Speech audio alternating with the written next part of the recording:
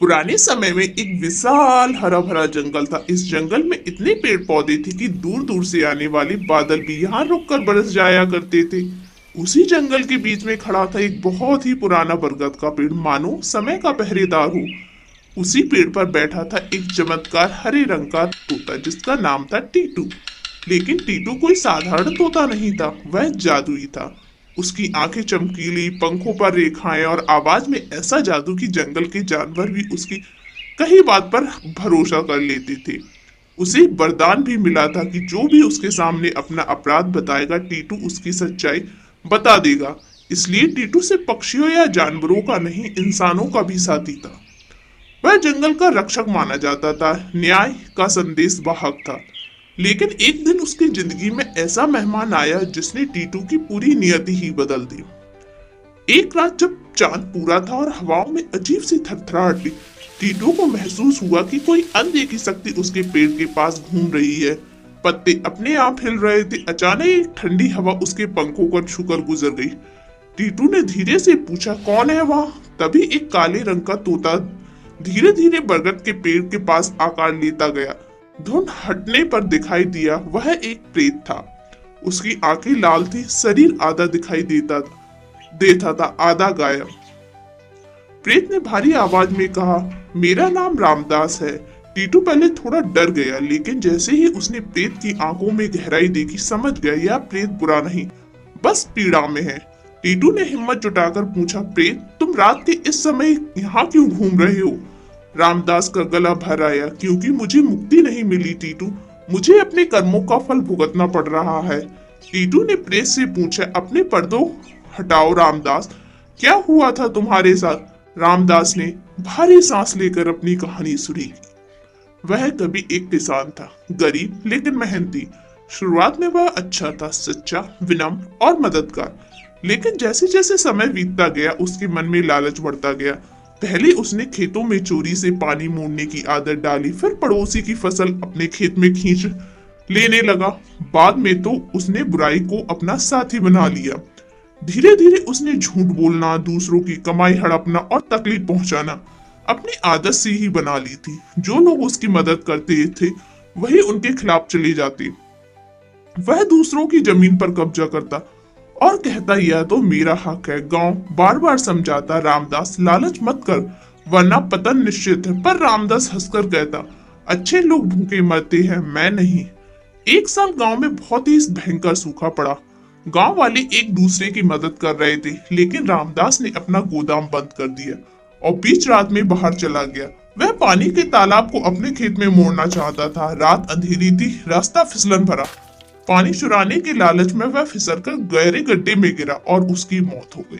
लेकिन क्योंकि उसने जीवन भर दूसरों को धोखा दिया था, लालच और बुराई की, इसलिए उसे मुक्ति नहीं मिली, वह प्रेत बन गया। रामदास ने कहा, टीटू मैं दिन रात भटकता हूँ, कोई मेरी बात नहीं सुनता, ना देवता ना माना।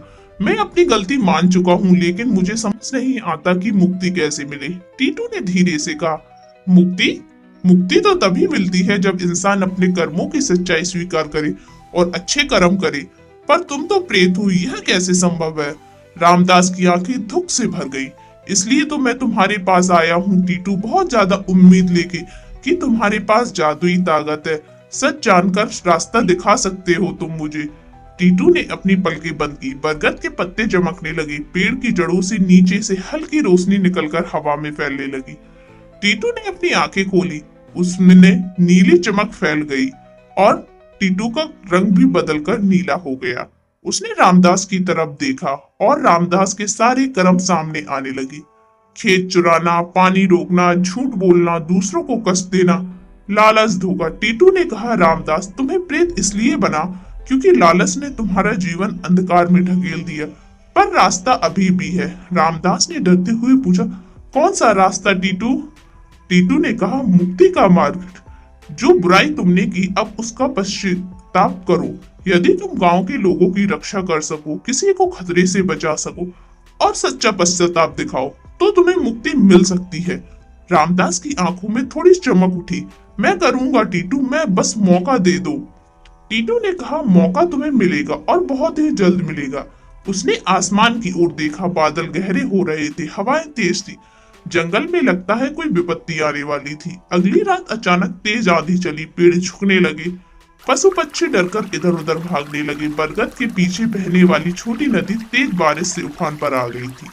नदी के किनारे एक छोटी सी बस्ती थी जहाँ किसान परिवार रहता था। बच्चे तुरंत खतरे में पड़ सकते थे। टीटू ने चिल्लाकर कहा, रामदास, समय आ गया है, जरूरतमंदों की रक्षा करो। रामदास बिजली की तरह उड़ गया। बस्ती में पानी भरने लगा था। एक छोटा बच्चा नदी के किनारे खेलता खेलता बहने वाला था।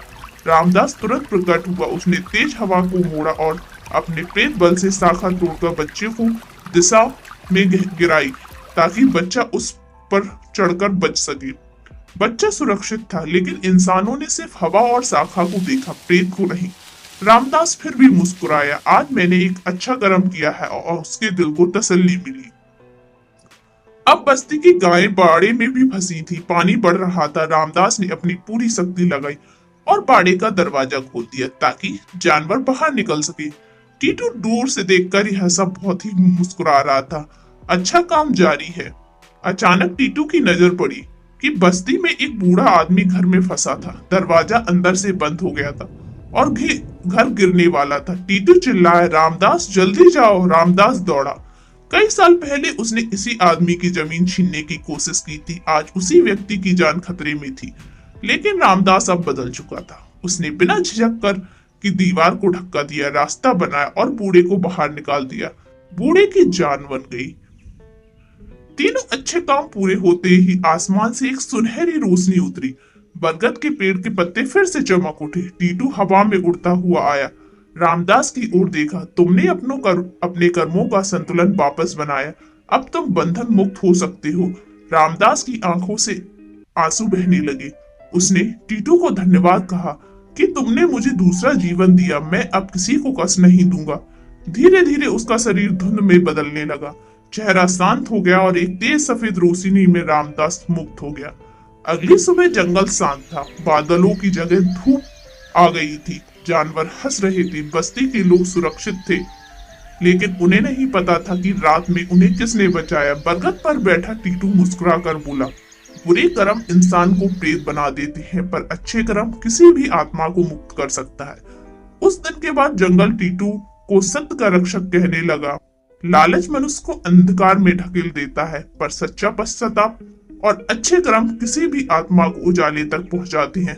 कर्म कभी नहीं छिपते, उनका फल जीवन और मृत्यु दोनों जगह साथ साथ चलता है। अगर आपको कहानी अच्छी लगी हो तो लाइक एंड सब्सक्राइब करें और हमारा सपोर्ट करते रहें। उसके लिए धन्यवाद।